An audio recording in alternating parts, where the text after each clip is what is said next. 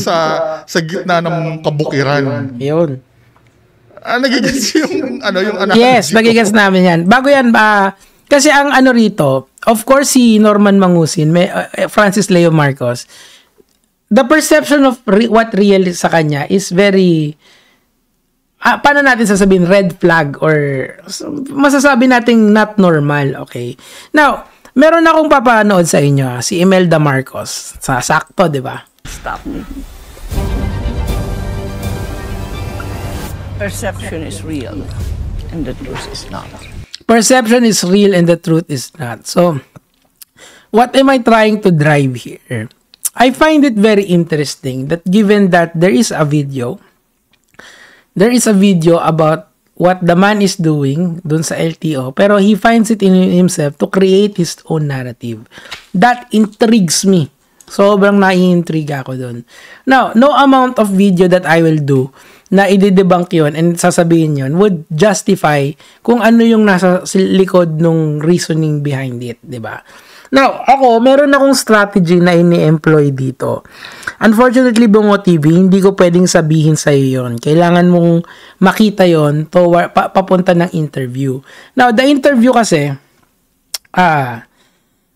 tingin ko kasi medyo mahihirapan kasi maraming kumukontra sa side ng immediate family members ko. Parang natatakot sila for me and naiintindihan ko yon. So for their safety, isa-set up ko muna ng maayos. Pero gets ko din kasi yung pinanggagalingan. Pag sinabi mo kasing truth sa'yo, it's the regular version of the truth. Pero kasi, sa mga kagaya ni FLM, maybe it's their perception of what is real, of what is true, di ba? Yung sinabi ni Imelda Marcos. So, talagang, naiintriga ako kung bakit ganon. Kasi, in the back of my mind, meron akong mga nabubuong bagay sa kanya. Pero ikaw, kung gusto mong, kunyari, gusto mong malaman yung personal take ko kay FLM nang walang no holds barred, pwede mo naman akong tanungin in person, okay? Kasi ganun siya ka-sensitive. Mr. Bungo TV, we can meet if gusto mo. Pwede rin. Kasi nga, baka kasi iniisip nyo, ginagawa ko lang to for clout. Of course, totoo naman na kumikita ako pagka kino-content ko si FLM. Wala naman sigurong duda doon. Pero, there's a part of me that finds it interesting that given all this information, talagang kung kontrahin niya sobra-sobra. So, why is it like that? So, yung una-una dito is yung curiosity. Kung bakit ganon. Pangalawa naman, of course, I have a strategy dito sa interview na to na hindi ko pwedeng sabihin kahit kanino. The fact of the matter na naku-curious ka kung paano takbo nitong interview na to is already a win for me. Ibig sabihin, kung ano man yung ini-employ ko, well, it's generating something. Tuloy. Kapanood niya yung video na to, may expect ang mga niya, Big L. So, totoo naman yun eh. Na-allege yung hindi nagsusuot ng seatbelt. Totoo naman yun eh. Correct. Na hindi siya nagsuot ng seatbelt. Napanood natin lahat yun, pero he still insists on a version of the truth that is real for him. Diba? So, we have to merong magandang, alam mo naman na teacher ako. Alam mo yan dito. Alam mo yan na hindi rin ako tanga-tanga. So, alam mo na meron akong gustong ipunto rito. Kung ano yon, you have to wait for the interview. Diba? Just be fair. Gets, Joe? Ako kasi, gusto kong tingnan lahat ng side. Malay mo, interviewin ko din yung LTO. Si Asek Lacanilaw. I've already sent feelers. Hindi ko lang, of course, hindi ko pwedeng sabihin sa inyo kung sino yung sinendan ko ng feelers about doon. But ang point ko is that maganda muna magsimula tayo dito. Tapos let's work things up dito sa LTO issue na to. Kasi as long as he's talking about it, people are going to talk about it. Bakit? Kasi nagiging content, content material na tong si FLM eh. Ang tagal nyo na silang kino-content. Ibig sabihin, kung naka5 taong content ka na sa kanya, sumahod ka ng 60 times doing FLM content. And this is just something different na of course iba yung ginagawa nyo. Iba sa ginagawa nyo, di ba? So, pero again, I will be as objective as possible and I will just ask for things na gusto kong malaman. And hopefully, kung magagamit nyo, hindi nyo magagamit, nasa sa inyo yun. Kung ayaw nyo panoorin, nasa sa inyo din yun. Okay, tuloy. Yun bang paggamit niya ng ng fake na plaka? Totoo naman yun eh. Inamin ni FLM, panoorin niyo yung previous video ko, inamin ni FLM na improvise yung plate niya. Mm. 'Di ba? At sabi niya pa noon, hindi daw binibigyan and minonitor ni Food Genius. Available na pa yung plaka niya, hindi niya kinukuha. Ayun lang. Ano yung ina-allege doon? Well, an allegation kasi is yung pagka may binibintang sa'yo ang isang tao against your interest, di ba? So, against sa interest niya kasi yung pagkakaroon ng peking plaka, gusto niya, legit yung plaka niya. So, allegation siya. Di ba? Ang pangalan nun, legally, is an allegations. Hindi ako nag-iimbento ng terms dito. It's just how it is, di ba? So, ako, gusto kong malaman kung bakit ganyan yung reasoning niya. Kung bakit ganun siya mag-reason on the accord na meron na nga tayong documentary evidence LTO already has said this. Pero ganun pa rin. So, siguro, yung inner machinations nung kanyang pagsasalita or pagre-reason, yun yung gusto kong malaman. Pwede yun. Or, given that iko-confront mo siya with documentary evidence, baka kasi mag-iba yung position niya. Who knows, diba? Sabi ko nga sa'yo, this is a very interesting matter to begin our journey dito sa LTO na to. Diba? Napaka-interesting niya para sa akin eh. That's why I'm covering it. And of course, hindi rin ko na pagkakaila, may pera din naman dito sa pagko-content nyo kay FLM. Diba? Ikaw din, kumikita ka dyan, no? Kung totoong 5 years mo nang ginagawa yan, eh, di laki ng kita mo dyan. Tuloy natin.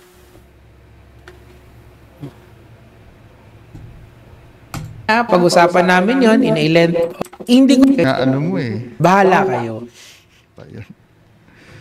Truth ang inaano mo eh. Alam mo naman yung truth about FLM. Siyempre, I have an idea of who he is. Pero, that is my opinion on him. It's not facts, okay? Kasi, hindi naman ako korte para magbigay ng factual,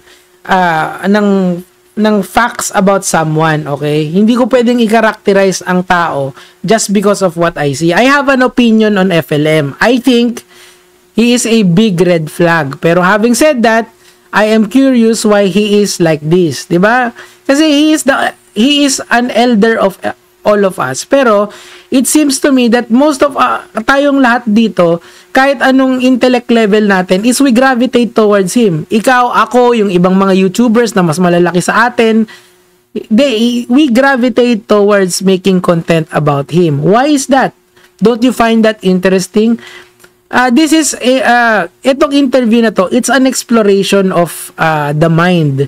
It's an intellectual exploration of what is happening online of this person. Kasi ako kasi meron akong idea kung sino siya. Kung gusto mo, pwede kong sabihin sa iyo privately. Punta ka dito sa bahay. Tignan mo yung mga binibintang sa akin ng YouTubers kung totoo. Invited ka, Mr. Bongo TV. Just message mo yung Andy.gg. Pakilala ka. Mag-video call tayo and then punta ka rito. Let's talk. Pwede yun. Hindi ako, ang point ko rito, bro, hindi ako, walang masamang tinapay sa akin dito. Lahat kakausapin ko, pero lahat ko kumprontahin ko rin. Hindi tayo magkakaibigan, hindi rin tayo magkakaaway. Tayo ay mga content creator dito sa internet. It's too early to call us friends, it's too early to call us enemies. Okay? Kahit natawagin mo akong epal, ganun naman talaga dito sa internet eh. No hard feelings yan, idol. Okay? Pero, ang pinapoint out ko dito, gusto kong gawin to because I am genuinely I am genuinely interested dito sa LTO storya na to. Kasi I've seen the video. Alam ko kung ano yung video na yon. Right now, pag pumunta ako sa channel ni Francis Leo Marcos official, makikita, kaya kong hanapin yun. Ganun ko siya alam. Alam ko kung anong timestamp nun. Pero yet, this is his narrative. Why is that? Unless yung sinasabi ni Imelda Marcos is correct. Diba? Yun yung gusto kong gusto kong busisiin natin dito. Kasi, you already have a notion of who he is. Pero have you confronted him with what you know? Like, tara. Diba? Hindi eh. Ayaw niyang umano sa inyo, sumama sa inyo. Kasi nga, hostile kayo. Sa akin, I am saying that I am neither. I am not hostile, I am not also friendly. Nasa gitna lang ako.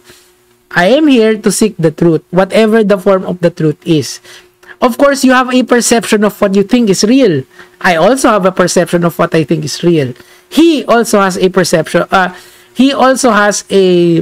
of what is real, di ba? That's why pinatugtog ko yung kay Imelda Marcos nung simula Okay, tuloy na natin. Advisean mo dapat yung tao sa dapat nilang gawin sa isang taong katulad ni FLM. Hindi mo alam ito minsan kung pa-safe o giniginya lang yung trust ni FLM para Kasi nag-attempt na ako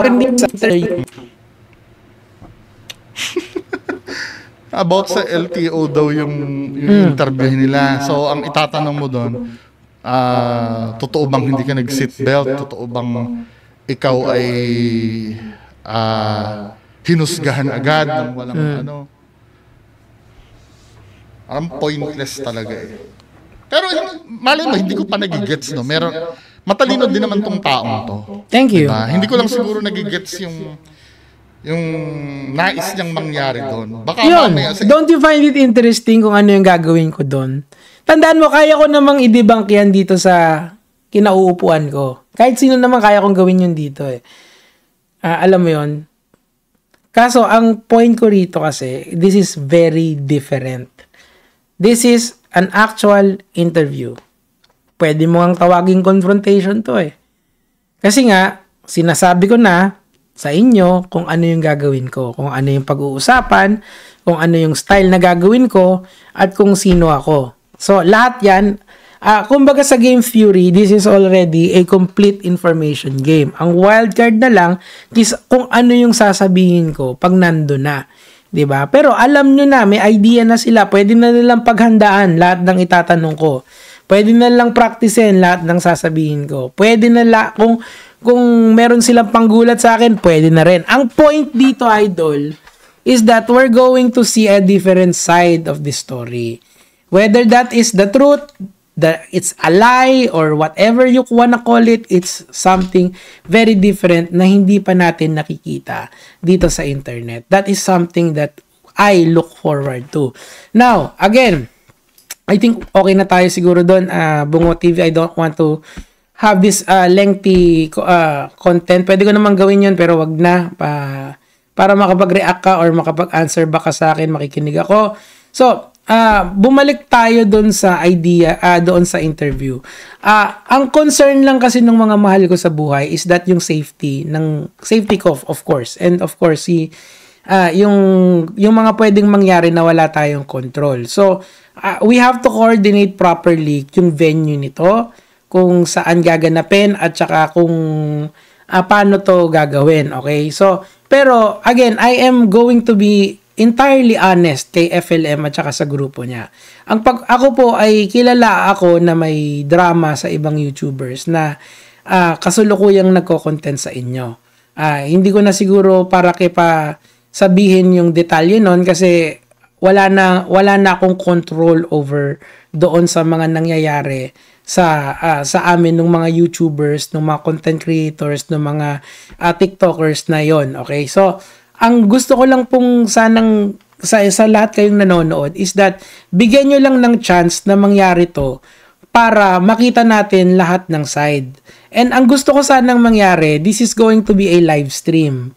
Okay, live stream to sa pulpito niya, live stream din to sa akin, okay? And ang request ko lang sana, yung mga mag-aano nito, kayo na lang bahalang mag-clip. Huwag nyo na lang sanang i-restream. Yun lang yung request ko sa inyo, ha? Kayong mga manonood kung sakasakaling matuloy ito. Pero again, safety is tantamount dito. So, yun yung una natin i-work dito. I will try to contact yung side ni FLM, and ikaw naman, Bungo TV, if you want to know me, pwede naman. Pwede na tayong mag-usap. Pwede tayong mag-PM. Pwede kang pumunta rito if you like. Punta ka dito sa kwarto ko kung gusto mo. And look around. Pwede. Ang pinapoint ko dito, tol, I am neither your friend, nor enemy dito kay FLM. Pero, kagaya mo, kumukontent din ako. Naniniwala kasi ko na walang monopoly tayo kung ano yung i-content natin. Just as long as we are following the law. That's my only goal dito. Now, may side si FLM dito. I want to confront him with all the things that I know. And he should confront me as well with the answers that he has been throwing. Tingnan natin kung gagana yon. And of course, yung analysis natin, it will come soon. Pero for now, yun lang naman po yung sa akin. I hope my answer is lengthy already. Gege mga lods.